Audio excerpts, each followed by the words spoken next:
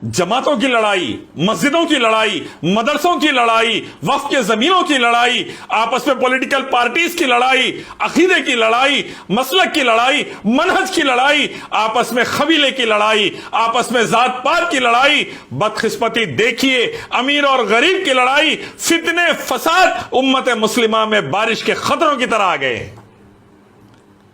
आपस में गली गली लड़ाई है, चार मुसलमानों के घर हैं और आपस में लड़ रहे हैं। तू फलानी जमात का, तू फलानी पॉलिटिकल पार्टी का, तू फलानी मस्जिद को जाएगा, तू फलाने मदरसे को जाएगा, तू फलानी बुजुर्ग को मानता है, तू फलाने इमाम को मानता है। आपस में मुसलमान लड़ रहे हैं और गैर इस्लाम के दुश्मन, मुसलमानों के दुश्मन, जो गैरों का एक छोटा सा तबका है, हमारे सर पर अजदहे की तरह आ चुका है, हमारे खिलाफ दिन रात प्लानिंग कर रहा है, मंसूबे बना रहा है, कानून बना रहा है, हमें तबाह करने के लिए जान लगा दे रहा है और हम आपस में लड़ रहे हैं।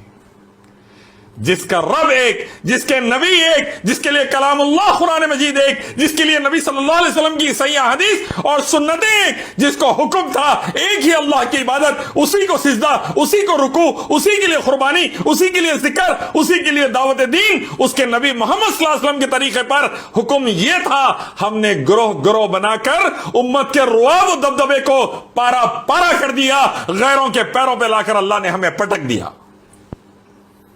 अपने हाथों से बर्बादी ला लिए हैं मुसलमानों, अपने हाथों से बर्बादी कर रहे हो।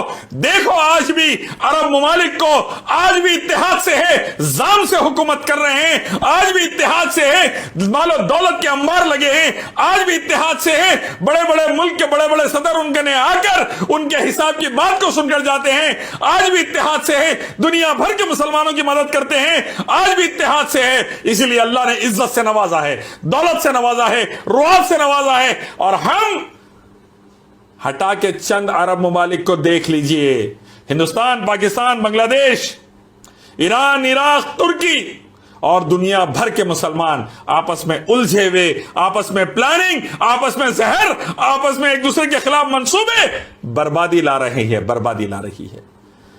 अल्लाह की कसम, इससे पहले कि हम पूरे तबाह ताराज हो जाए, अल्लाह फरमाते हैं तुम आपस में तफर्रुक़े में मत पड़ो, तुम्हारा रुआब उखड़ जाएगा। लड़ाई और झगड़े और फितने फसाद से रहमतें और बरकतें चले जाती, अल्लाह की मदद हट जाती।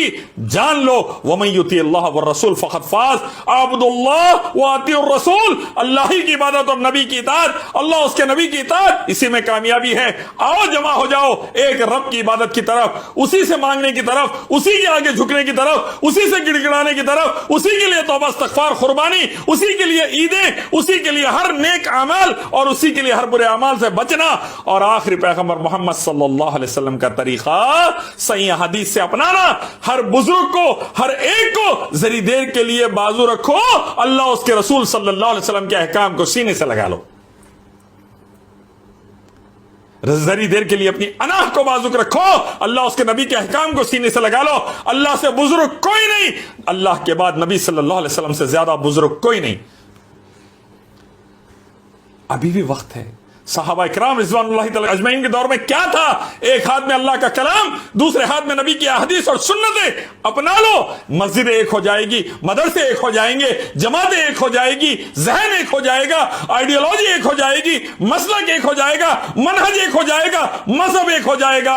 वमन युती अल्लाह व रसूल फ़क़द फ़ाज़ पर डट जाओ।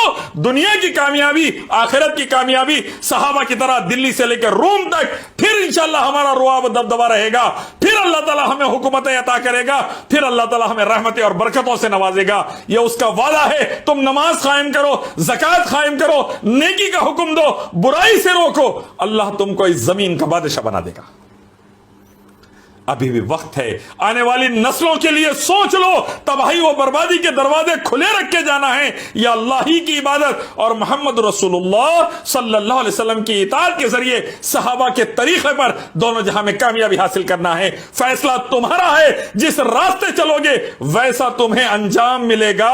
खैर और सलामती का रास्ता, इन्ना दीन इंदल्लाहिल इस्लाम वाला, जन्नत और दुनिया में इज्जत। अगर दूसरे रास्ते अख्तियार करोगे तबाही आएगी।